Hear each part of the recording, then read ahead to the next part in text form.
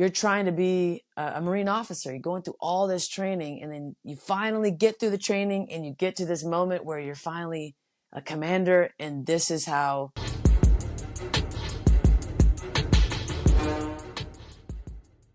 Hi and welcome to the Real Women of Boxing. My name is Jacqui-Lee Pryce and today's guest is a 2024 Olympic Trials boxing champ, 5 times elite national champion, US Marine Corps captain and professional boxer, Stephanie Simon. At ease? Very well. Thank you. Thank you. Beautiful salute. At ease, at ease. That's exactly what they say. Is it?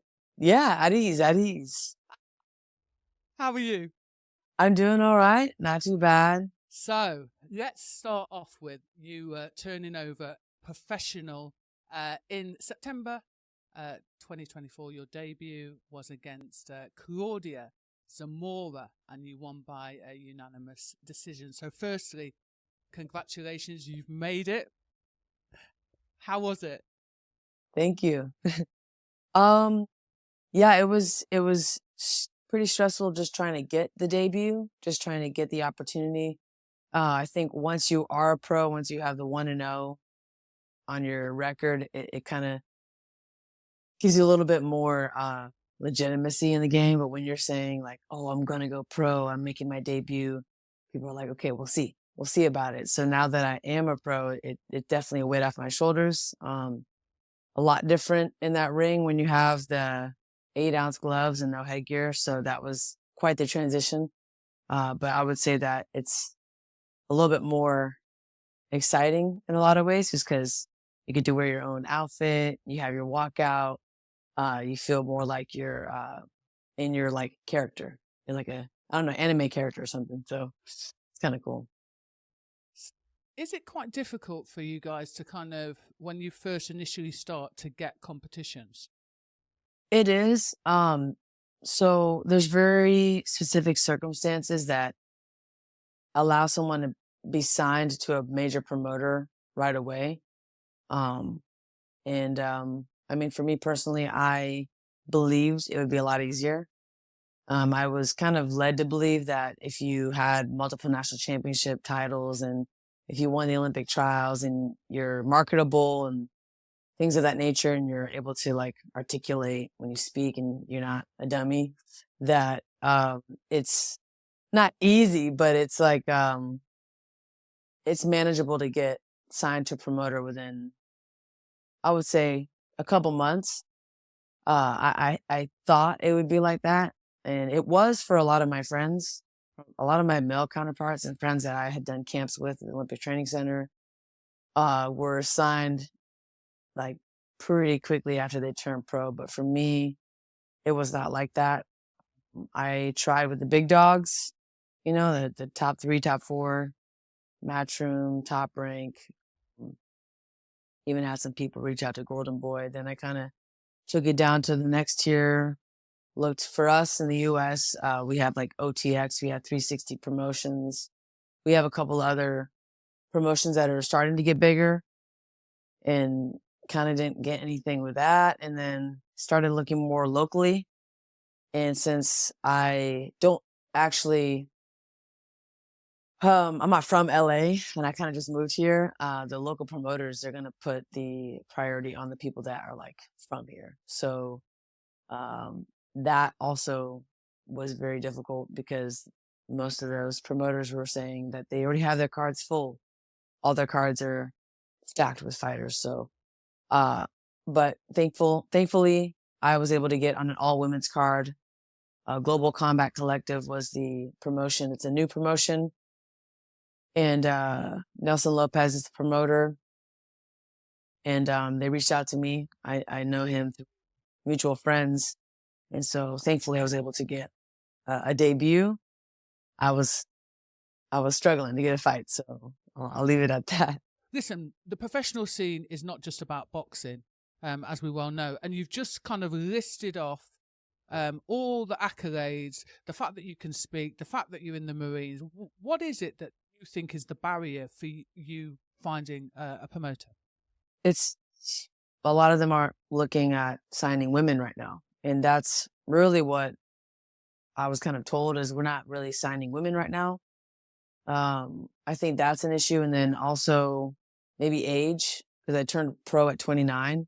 But then again, women's boxing is different because a lot of women are older and most of the champions actually right now are in their 30s.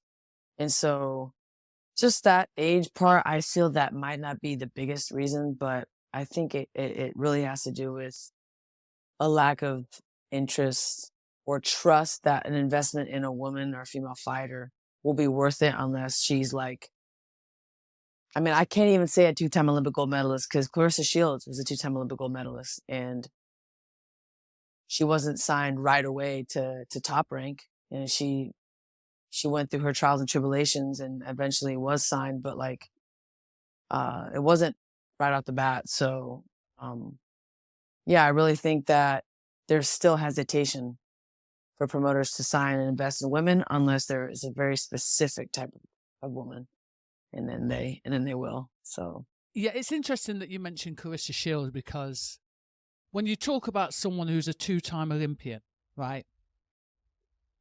She was not. We're looking at her from Pondside, and she didn't seem to be getting the same kind of level of exposure. Yes, she was getting the fights. I don't know, obviously, what her earnings were, but she definitely wasn't getting the same kind of exposure, the same kind of platform. And you then have to kind of question, why is that? What more does this woman have to do? Do you know what I'm saying? there's a couple of reasons. I think race has a lot to do with it. I think obviously gender is a given, but I also think that there's an expectation for almost this cutesy friendliness that you have to have if you are a female fighter. You got to smile a lot. You got to be talk like that, and I'm just really blessed to be here. And it's like this almost this sweetness um, that you're expected to have when you are a woman in this sport. And if you're not sweet and cute, then like you're considered unapproachable or harsh or um, maybe even negative, Angry. angry, you know? And it's like, well, do you know Clarissa's story? And hey, I didn't know in detail, but when I watched The Fire Inside, I just went to the premiere in LA at the Chinese theater, and I was in tears within the first 30 seconds because this woman came from absolute nothing, growing up in Flint, Michigan, uh, running away and avoiding abuse and showing up to the gym at 4 a.m. so she could stay away from home because of an abusive person, you know, living at the house, being at the house a lot, and to win an Olympic gold medal at 17 years old and to be the first woman to do so in the US, and then to have like no sponsorships, no endorsements, no real like attention.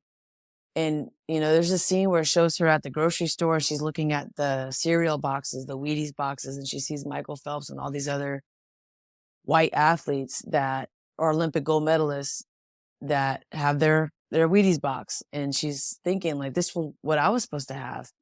And really it is what she's supposed to have. She was supposed to have that for what she accomplished at such a young age, the youngest, 17 years old. And she didn't get that. And it was almost like crickets. And then she went and did it again.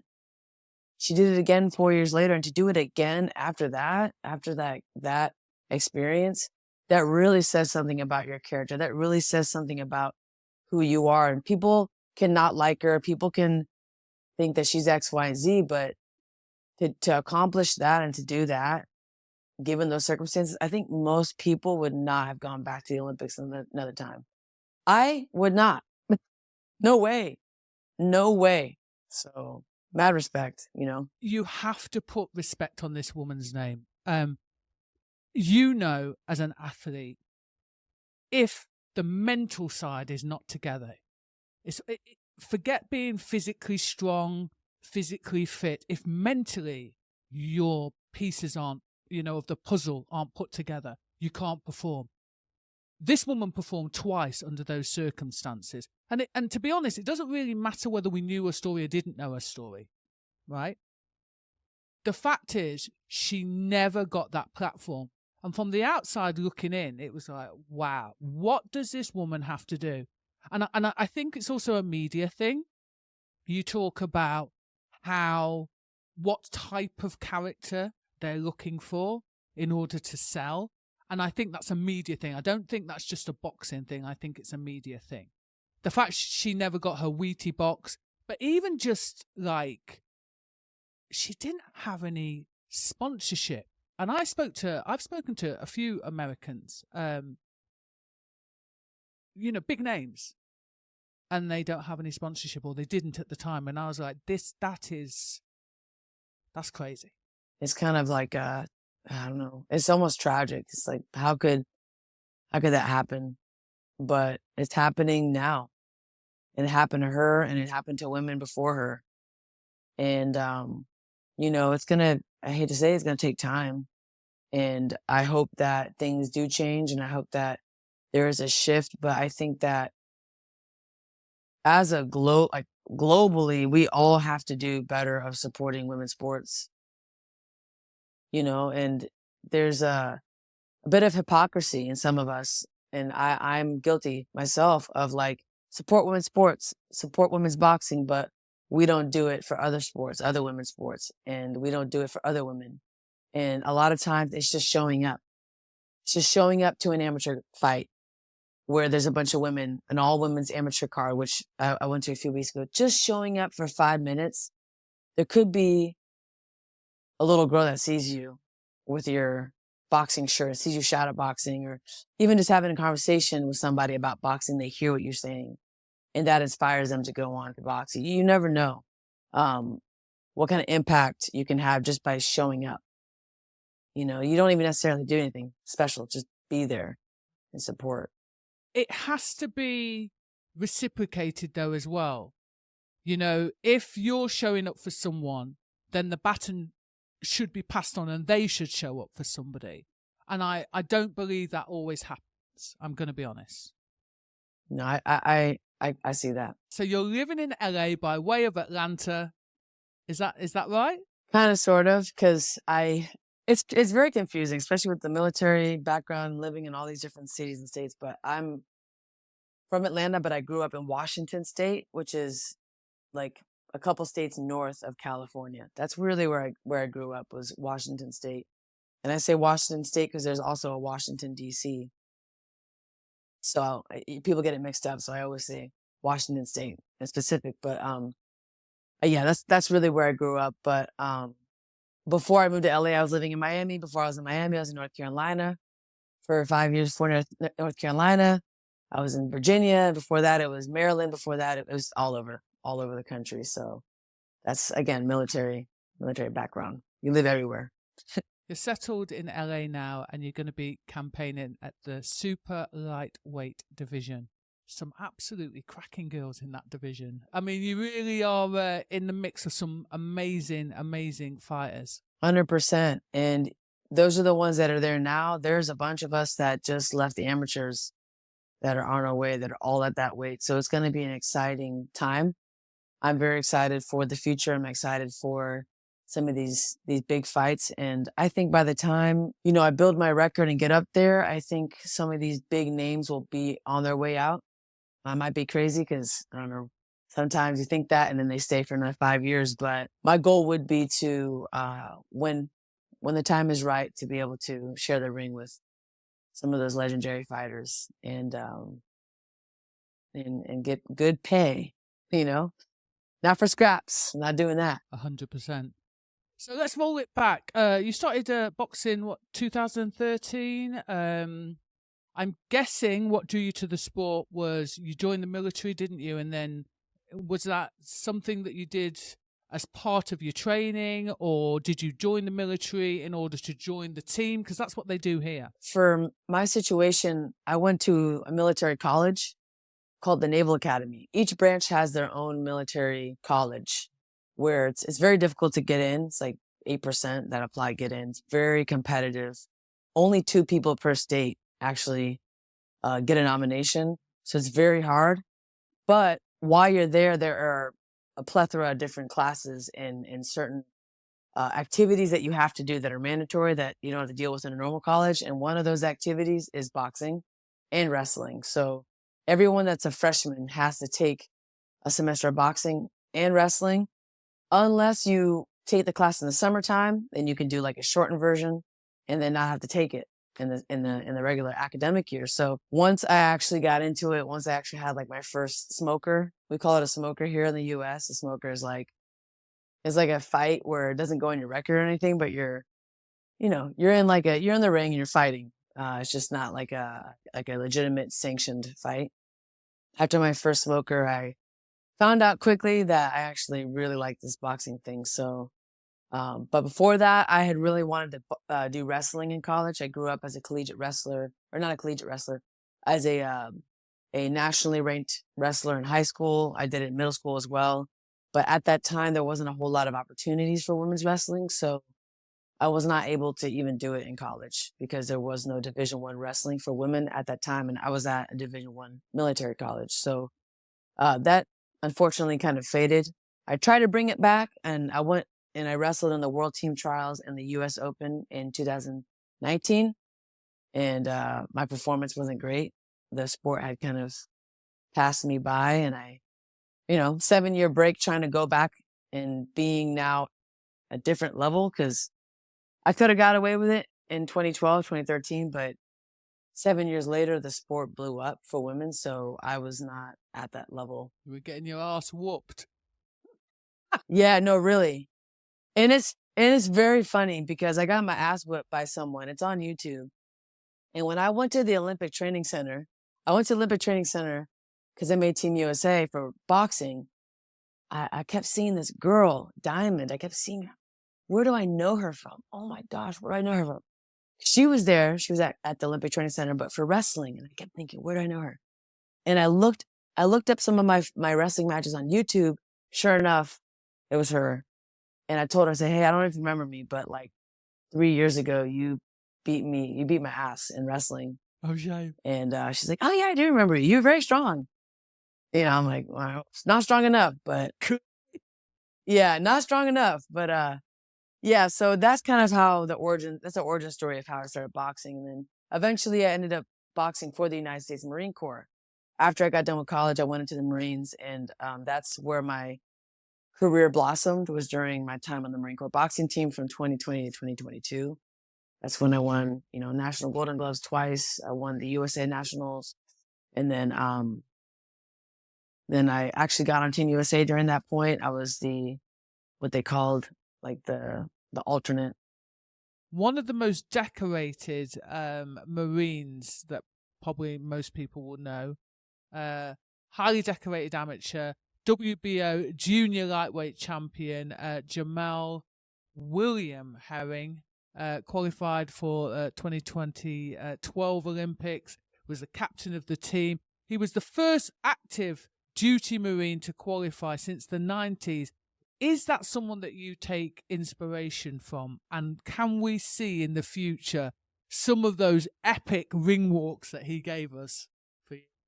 Since the day that I joined the Marine Corps boxing team, that is someone that we've spoken about almost every day. Like, we watched him fight as a team before.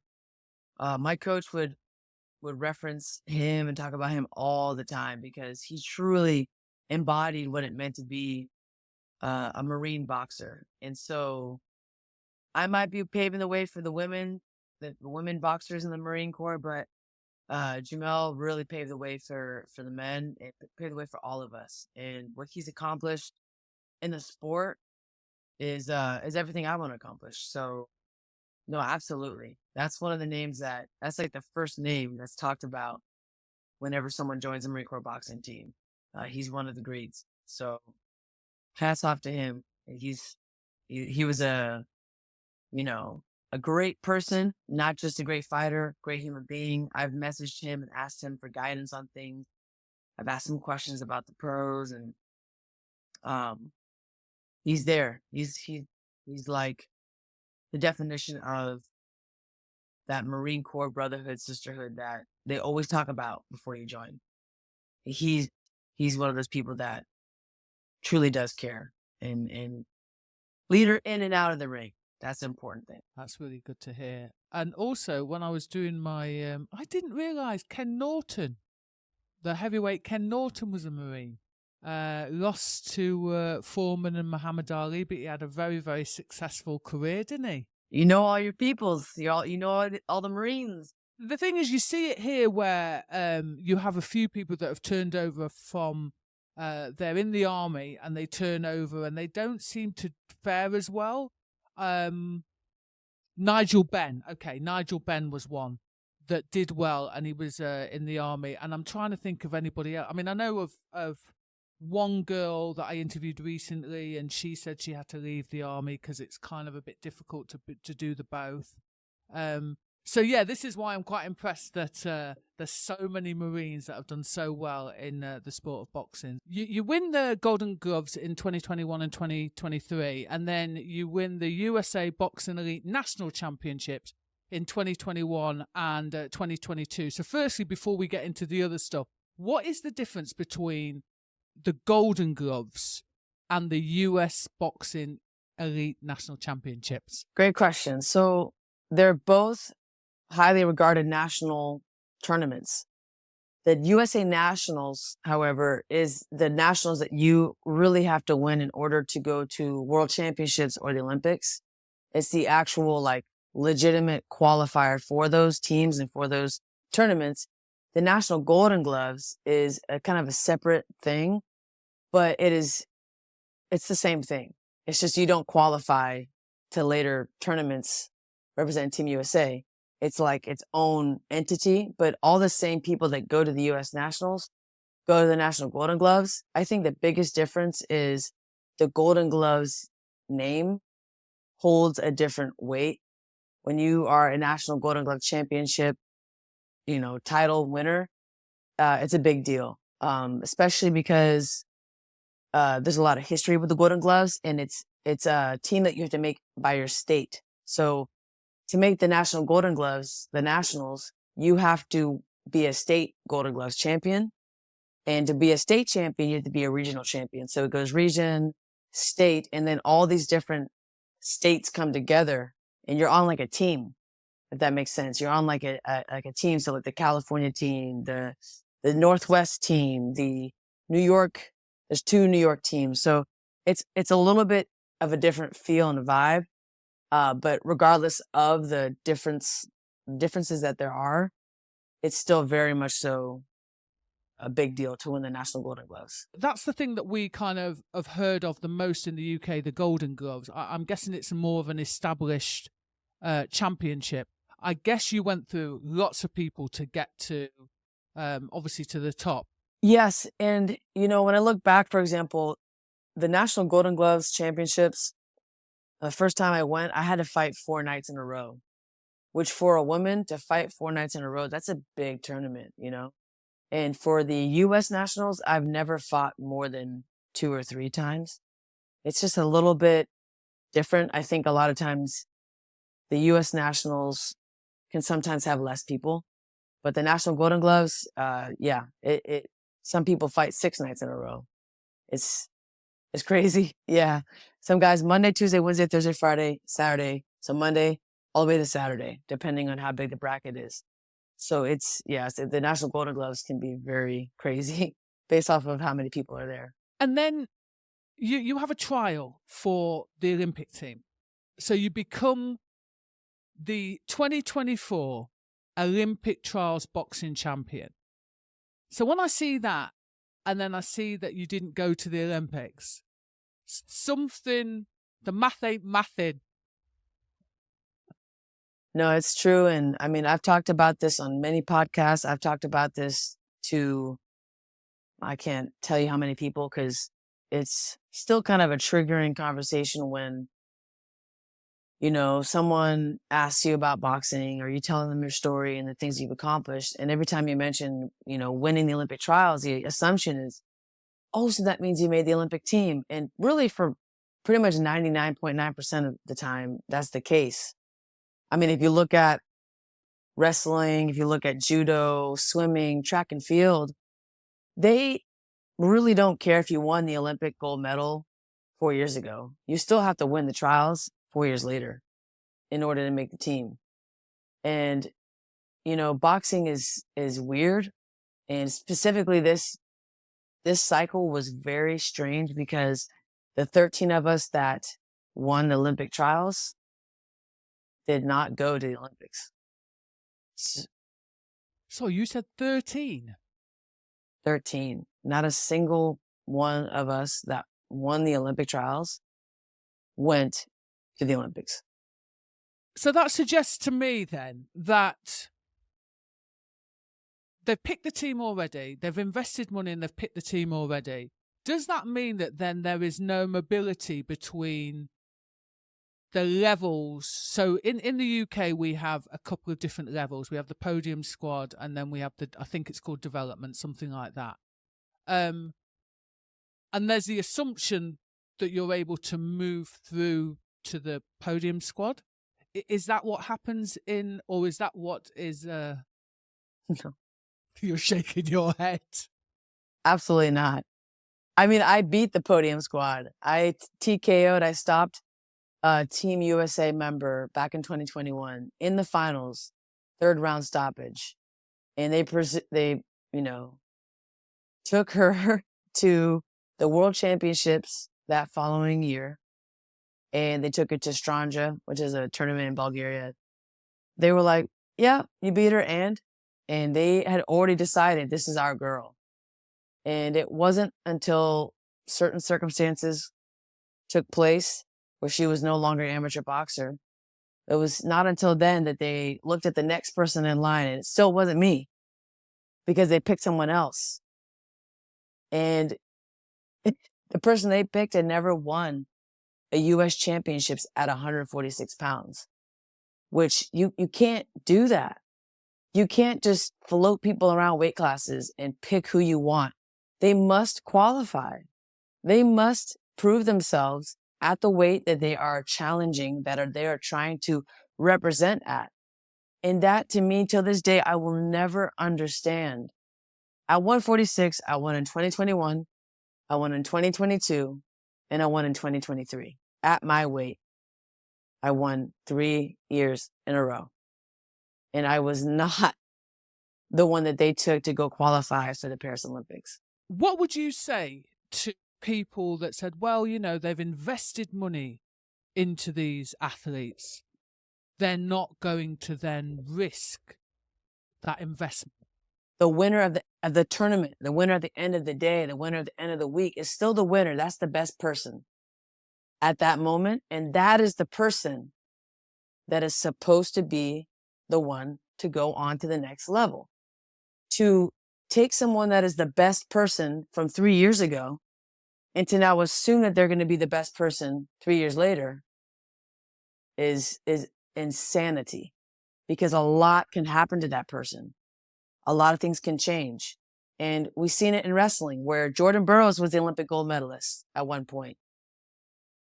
But then 4 years later, he goes to the Olympic trials and he does not win the trials.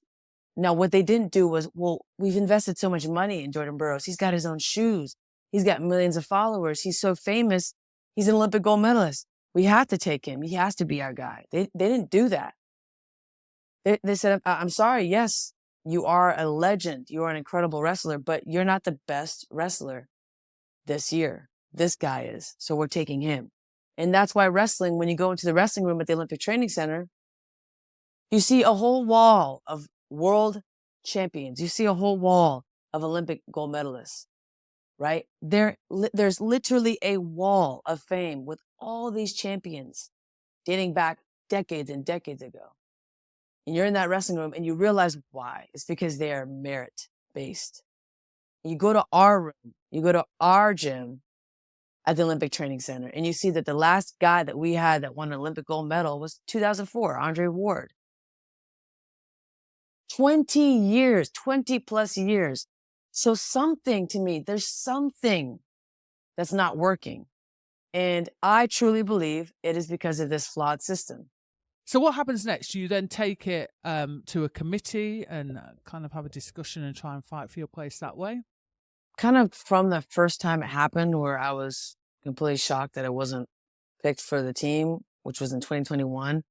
Myself and my coach emailed USA Boxing and all the staff asking, how did this happen? Why is this a thing? Like, why is it that I wasn't selected to go to Bulgaria, Stranja, the tournament, and then later on the World Championships? And there was a lot of weird excuses. And the biggest one was that, okay, yes, well, she, at the time, she won the nationals at a non-Olympic weight class. We didn't know that the 146 weight class would be an Olympic weight class.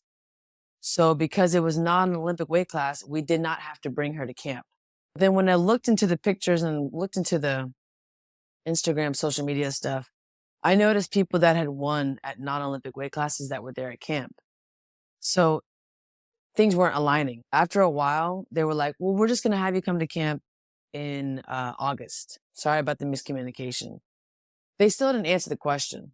And to this day, I've asked the head coach, Billy Walsh. I've asked the assistant coach, Coach TJ. I've asked many people many times, why were there certain people that you brought to camp and certain people that you brought onto the team that were, I guess, the chosen ones?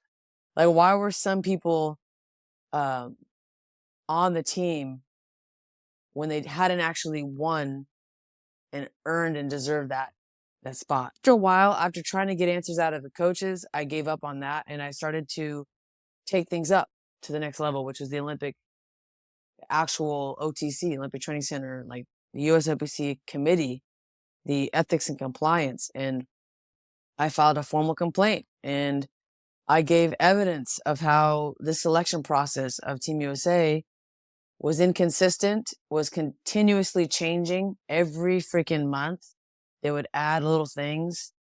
And what they were doing was they were giving themselves more control and more power over who they picked for the team.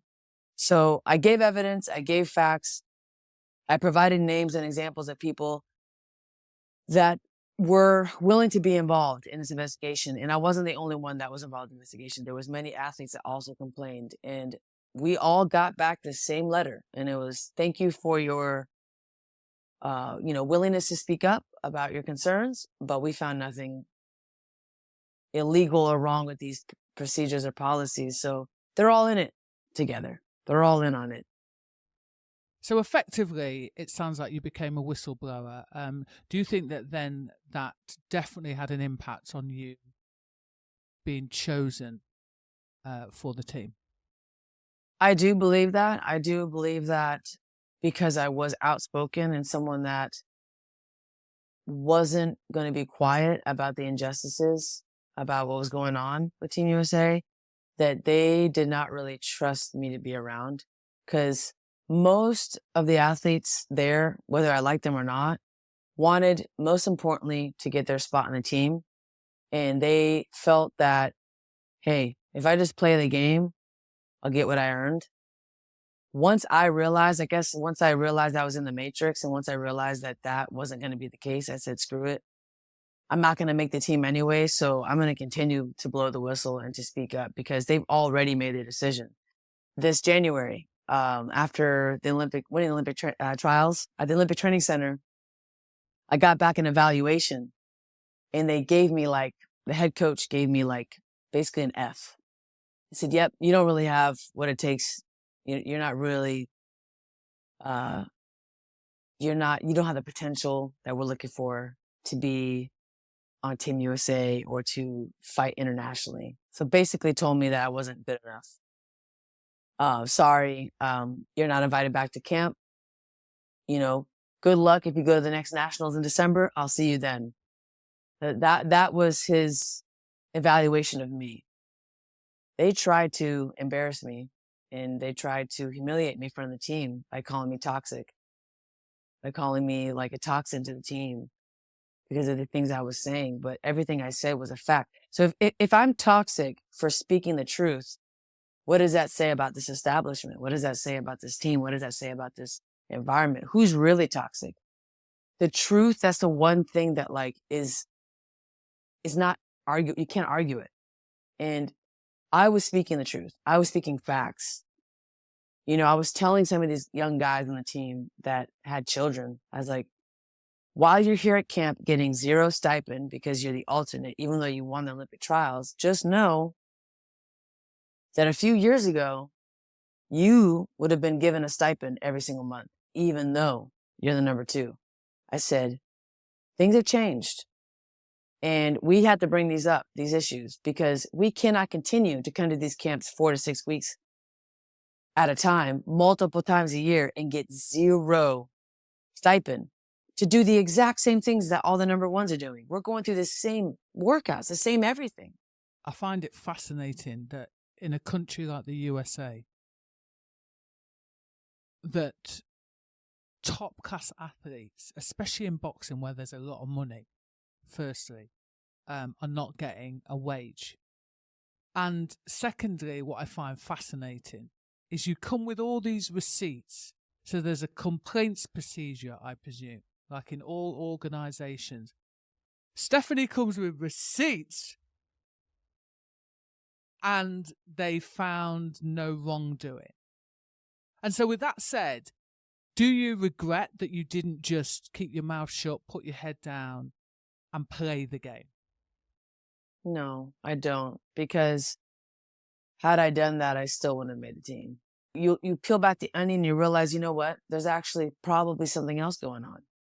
And I won't use names, but I know for a fact that there are coaches that have been fired from Team USA for inappropriate relationships with certain fighters. And I know that for a fact. That's not me making stuff up. That's not a rumor. That's a fact. And so when you hear about these things and you learn about these things, it just makes this whole process feel and look and appear to be kind of a joke, And yeah, there is absolutely fear, and it starts at a young age. And you talk about this alleged, I should say, let's talk about the alleged relationships and people being fired. Is this something that is well known and is just, let's say, swept under the carpet? It is. What it boils down to is when you're in a position of power, there is just a level that you don't cross. There's a line that you don't cross. And that has to begin and end with the coaches. And it's not always relationship type thing. A lot of times it's friendship. And you'll see almost like a homie, like homies. It's my homie, my brother type relationship with coaches and athletes. And even that, that's not acceptable, because that's not your friend. And every time you become a friend with a fighter, you are now going to have more of a bias towards them, wanting them to be on the team, picking them during evaluations, than someone that is not your homie, not your friend. I'm very old fashioned. That whole over pally is, to me, you have to be incredibly careful. You are a person that obviously you take challenges on the chin and you're able to overcome them. I've heard the saying that Marines find a way to win. Is that what kind of gives you the edge over your opponents? I do believe that. I believe that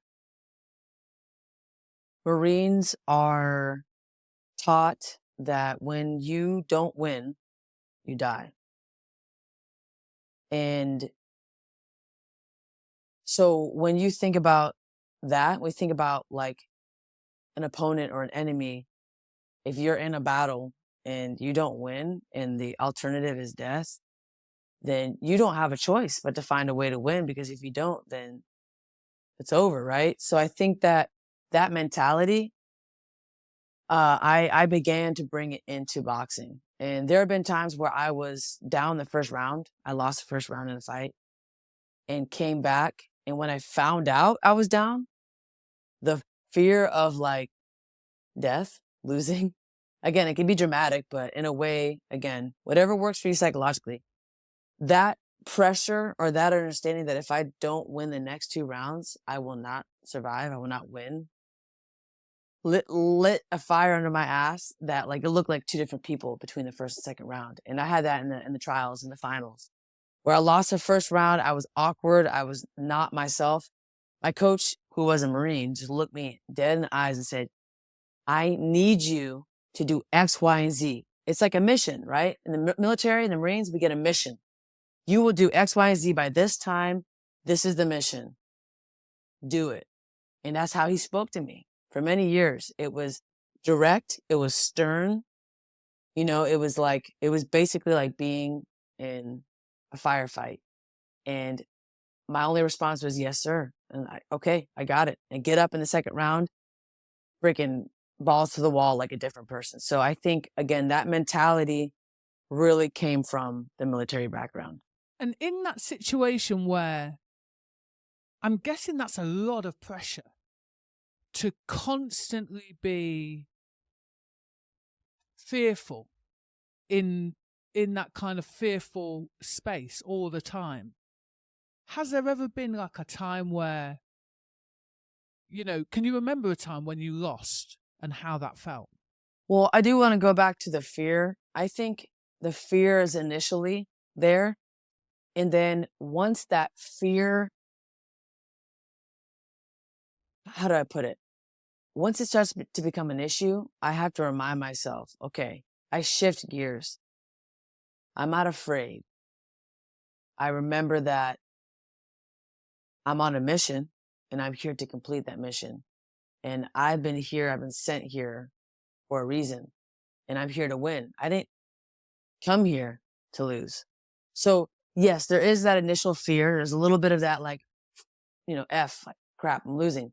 But then I have to force myself to transition that thought into purpose. Like, I have a purpose and it's to win. Otherwise, I end up losing the fight. And that kind of bleeds into the next part of your question, where it was, when you've lost, how has that felt? It's devastating. When I lose a fight, when I've lost a fight, which has been a little bit of time, but it feels like part of me has like died. And it might be dramatic and everybody is different, but for me, I don't take losses in boxing very well. It's not that I don't come back training. I always come back and I train the next day or whatever, but I feel I take it personally and I get very mad at myself. And I feel like, almost, I hate to say it, but like kind of like a failure. Like, I did not complete this mission and that's not acceptable, you know? But then last part, I'll say that that usually propels me into self-improvement and really working hard on whatever it was that led to that situation. Sometimes it's not in your control. Sometimes it's a bad decision. But my motto has been, make it so that it's out of the judge's hands. That's why TKOs or finishes are like really, really convincing wins. Don't make it close, you know, make the fight clear. There is a saying that you learn a lot from losses. And so it's encouraging to hear that you kind of go back and think, okay, what can I do better under those circumstances? You've mentioned obviously that you're willing to die in the ring. In those moments, it really solidifies to me the importance of having an amazing team around you, almost to save you from yourself. Do you know what I'm saying? And also to pull you out. How would you react to that kind of situation, having somebody kind of have that kind of power over you? You know, if you want the honest, like, answer to that, I have found it very hard in this sport to find someone that I would trust to be that person. Not because they would throw in the towel too early, but the opposite. I think a lot of coaches can and will watch something really bad happen to their fighter because of their own ego. If my coach, who I truly trusted with everything, threw in the towel, I would 100% trust that that was the right thing to do, because I've never been hurt badly by a woman before. By a man, I've been dropped by men in sparring. But by a woman in a fight, I've never been hurt really, really, really bad, where I was stumbling around and like disoriented and starting to like not look okay or well. I've never been in that position. So for me to be in that position, it would have to be something really bad. And any coach that knows me or that's worked with me for a while would know she's not okay. Because I have a chin, I'm tough, mentally, physically. So for it to get to that point, they would know, you know what? Something's not good. Like I said, it would take a lot for me to get to that point, because of not just that, but also the skill, the defense that I've been working on. I'm really honing in on that, on working on my defensive movements and fighting like a pro. Because the amateurs, you can get away with it. Big puffy gloves, big puffy headgear. You can get away with maybe having not the best defense. In the pros, you know, that's lights out in a lot of cases. So yeah, I would trust that whoever's in my corner would be doing the right thing. When I go to the professional fights, I'm like, there are times where people should have thrown in the towel way, way, way, way, way, way before they have done. I have sat there and looked at a coach in the face as if to go, aren't you going to throw the towel in? I have seen coaches fighting each other. One wants to throw the towel and the other is trying to stop. I've seen all of that. And I'm like, this is what money does to this sport. Do you know what I'm saying? Because that does not happen in the amateurs. Oh, I have never seen it happen in the amateurs. Do you know what I'm saying? What is your why? What do you do this for? What do you do boxing for? So my why, it has changed over time. And I think that it's kind of evolving, ever evolving constantly. And I think at first, I only really looked at boxing from like, you know, hey, if I win this title, then I'll get recognition, and then I'll be able to use that as a platform to go on and do other things. And I'm starting to realize that why, although it makes sense, it has to be deeper than that, because that's not going to be enough to keep that motivation and discipline in the ring, and specifically in training when you're not in camp. When I start to shift my mindset into the bigger purpose of what it should be, which is, no, I'm doing this for the little girl that's watching, who wants to freaking be in my shoes, that doesn't think she can do it. I'm doing this for her.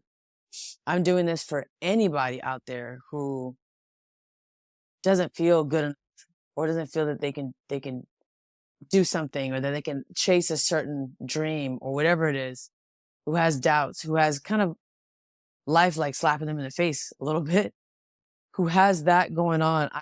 I'm doing this for myself, of course, but also for those people, to give them inspiration. I truly believe that this is such a special sport, and you have a window, a short window. You might as well go for it and do it, and try, and at least look back if you do fail and go, hey, I tried. Because you have time later on in life to do other things, to start a business, to make a lot of money, to work corporate jobs, or to do all these other things. You have time later on to do that. Those things are, a lot of them are timeless. You can go on and do them for decades and decades. But boxing, being a pro athlete, you have such a small window. And I know that And I know that I have a few years left in this to do it, and I can. And even though there's a lot of tempting moments that are like, go and do what all your friends are doing, go work and make money and use your degree, there's those temptations. I'm not falling for them. And I'm going to stick to this track because, again, I believe that this will inspire one day, will inspire a lot of people out there that didn't think they could do whatever it is that they're trying to do in their life. So You strike me as someone that, you know, when you talk, that people listen. What was the toughest challenge that you faced in gaining respect from like all your other fellow Marines? Because I'm presuming the majority of them were men. And, you know, how did you overcome it? So that's an awesome question. When I went into the Marines in 2017, I went on to pick a job where there was actually not a single female in that position out of the 10,000 of us that were at this unit. So pretty much the entire East Coast, I went on to be one of one in that job. I was an amphibious assault officer, platoon commander, where basically I was commanding about 60 men, maybe one or two women in that group, to basically navigate in the freaking ocean in these amphibious tanks and to go on land and to shoot these machine guns on these amphibious tanks and to do all these tactics and all these maneuvers and to transport and to take infantrymen from place to place. So my job was very difficult, regardless of gender, but 10 times more difficult because I was not just one of the only females in this job, but I was technically the first in that position on the whole East Coast. So I didn't really have someone to look up to and to like get guidance from. That was probably one of the biggest challenges was I felt like I was alone because it kind of was. There was not someone that had already done it before me. There was a girl on the West Coast that was in the same spot I was. We were having the same journey in terms of being the first. So I think that was one of the biggest challenges was not really having people to get guidance from. And then I think the other biggest challenge was trying to gain the respect of all these men that didn't want me there. That hurts. You know, you go 5 years at the United States Naval Academy, one of the most prestigious colleges, military colleges. You go through hell. You train your ass off. You're out there hiking 15 miles with 100 pounds on your back, doing all this crazy stuff, doing these endurance courses with a rifle over your body and 40 pounds and climbing up all these, you know, all these ropes and doing these tactics in the middle of the forest somewhere with a compass and a map. And it's raining, it's pouring rain, and you're trying to be a Marine officer. You're going through all this training, and then you finally get through the training and you get to this moment where you're finally a commander, and this is how they welcome you, you know? Right. We sparred. We did some sparring and it was all fun. The sparring was not, I'm here to beat you up, but it was like, look, I'm going to put on the gloves and spar a grown man who's bigger than me. It's one of my Marines. I'm not trying to beat him up, but I'm trying to show you guys I'm not afraid and I'm a war fighter just like you, even though I'm 5'6" and a female. So these little things, it created group cohesion. It created this trust. Like, okay, ma'am's got her back. Yeah, she's a female, not ideal, but at least we know she can lead from the front. So that's kind of how I gained that respect. I'm guessing that once you've kind of proved yourself, and for lack of a better term, you're kind of then one of the lads. Do you know what I mean? That there's that level of respect. You're not a girl. It's like when they say female fighter and then just fighter. That never really happens. I hate to say it. Being one of the lads also means that you are apparently supposed to turn a blind eye to, you know, sexist, racist, misogyny. Not me. No, you got the wrong one. And hey, I have dreams of being an entertainer one day. Maybe being in action movies, maybe being in Hollywood. I can do all these accents. I play 5 instruments, all this stuff. I'm telling you right now, if that's the expectation, to turn a blind eye in order to get certain roles or certain gigs, I guess I'll never be in that atmosphere, in that line of work. If that's what it takes, I'm saying that right now. I'm not doing that. I don't care where it is, how much money's being offered. To turn a blind eye to those things, that puts us backwards. That takes us backwards in time. We don't have time for that, right? We need to be a better world for our future, for the children that are growing up. And all that does is it enables the old school mentality to continue. So I will not partake. So, in both the military and in boxing, you've emphasized the importance of mental resilience. And that's something that strikes me that you have in abundance. It's just something interesting that one of my prior guests had said to me, that Cindy Magamba, who obviously she won a bronze medal at Paris 2024, and she's a refugee, and she went through being locked up, and she had mentioned that, being in a ring it's nothing like what she'd been through in her life. And it just sounds to me like all of the things that you've gone through, like in the ring, is going to be, it's not going to be a scary place for you. It's not going to break you because of all the things that you've been through to this point.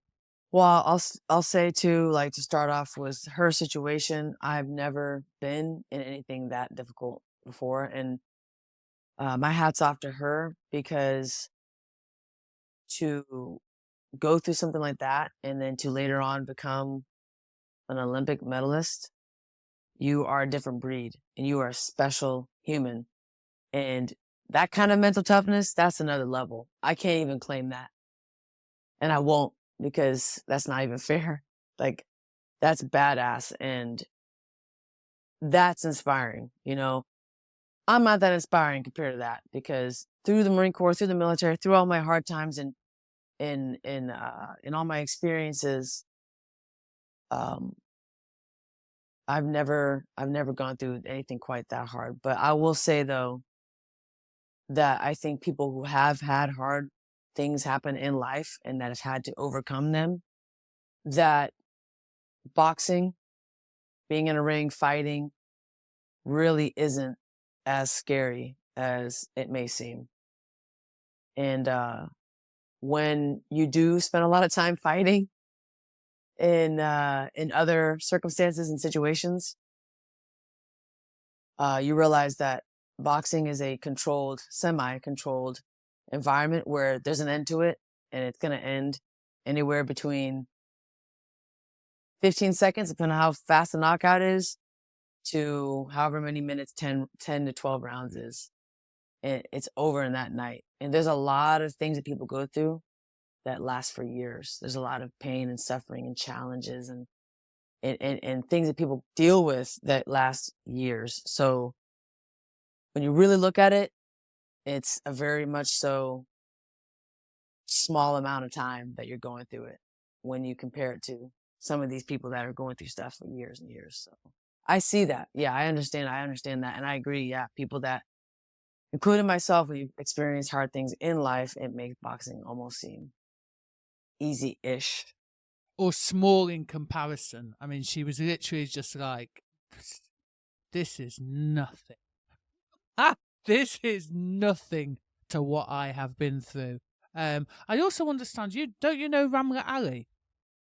I do. I met her out here in LA. And man, her story is very inspiring as well. And we've talked a lot about promotions. We've talked a lot about not too much. I can't say a lot, because we've talked for a couple of times about some of the things that we've spoken about in this podcast, about how there is favoritism. And I think with talking to Ramla, what I've learned is that the favoritism and the politics doesn't just go away when you leave the amateurs. And You know, you might have everything that can seemingly be marketable. And when I look at Ramla, I mean, she's gorgeous. Her story's incredibly, incredibly inspiring. So much so that it's becoming a movie. She has incredible skills. She's an Olympian, so she has all these things. She's very, very well spoken, and she when she speaks, you get mesmerized because she's so good at storytelling, but she's also good at, like, I don't know, communicating. She's just very good at it. So she has all these amazing qualities, yet, in my opinion, I don't believe she gets the same attention and love and exposure as some of the other fighters that are with Matchroom. And that's an opinion, but I think that maybe if she was white, maybe if she was cutesy, maybe it'd be a different scenario. I don't know. I'm not sure. I'm not from the UK. I'm not super familiar with Matchroom, but I do know that in the US that we have very similar issues where your gender, your race, and the way that you speak can all significantly affect how much attention you get and how much attention is brought to you. But what I do respect about Ramla is how she's able to take that situation and still win the day by going off and doing incredible things in fashion and modeling and doing, being on runways and making amazing money doing it. And, working in entertainment now because this film, I'm sure she's working with them in working on that story. And so to be able to do all those things and to not look at boxing and think that there's a dead end to it, to be able to pivot into those things when she's not fighting, I think that's brilliant. And I want to steal that idea. If you look at fighters in the past, they didn't have these platforms like social media in order to sell themselves. And I think the great thing about what's happening nowadays is you may not have a promoter, you may not have a manager, but you can maneuver yourself and sell yourself. That's the great thing about social media. So effectively, I think what she's done is just taken her career into her own hands and not, relied too heavily on a management team and possibly her promoter. The other thing that I think happens is it feels to me like in the female game, there can only be one. Does that make sense? Like, there's not and there is enough room at the top for several, but it feels to me that almost females, and I don't think this happens in the male game, females are almost pitted against each other. So they're such and such is a favourite 1 week or 1 month or for 6 months, and then somebody else is the favourite. And then it has people, that divide and conquer rather than women working together. Does that make sense? That is in boxing. That is in every space. And talking of talent, so is there any instrument you can't play? You play what? The trumpet, the piano, drums, you sing, you play banjo, the trombone. Is there anything that I've missed out there? Not so much the banjo, more the guitar, but close enough. They're all in the same family. But I appreciate that. No, I do. Look, I try to be myself. I am a very musically inclined person. I love music. I love harmonizing. I love singing. I love performing, dancing. And I saw on social media, I think it was YouTube, because I know you've got a channel on YouTube with lots of different skits and everything. I saw your rendition of Stronger Than Me. Give me some of your Stronger Than Me. You should be stronger than me. You've been here 20 years longer than me.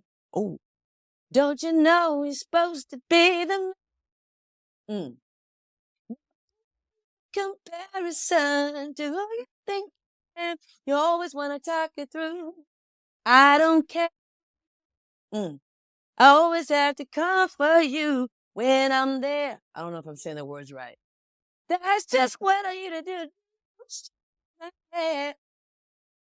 Cause I've forgotten all I love me something like that. Yeah, nice, nice, nice.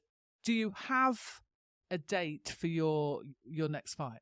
I'm trying to get something in December, but more than likely it's going to be January. If people wanted to find you, can you just share your socials with us?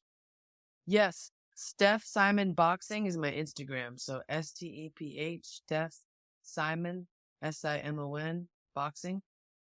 And then my YouTube page is Stephanie Simon 123. I believe my TikTok is also Steph Simon Boxing. And those are my main socials. It's a pleasure to speak to such an accomplished woman, both inside and outside of the ring. I'm really looking forward to seeing your career develop. Thanks ever so much for giving us your time. Thank you so much for having me. And I'm looking forward to hopefully speaking with you again and doing this thing again. Another Amy Winehouse song will be ready to be sung as well. So thank you again for having me.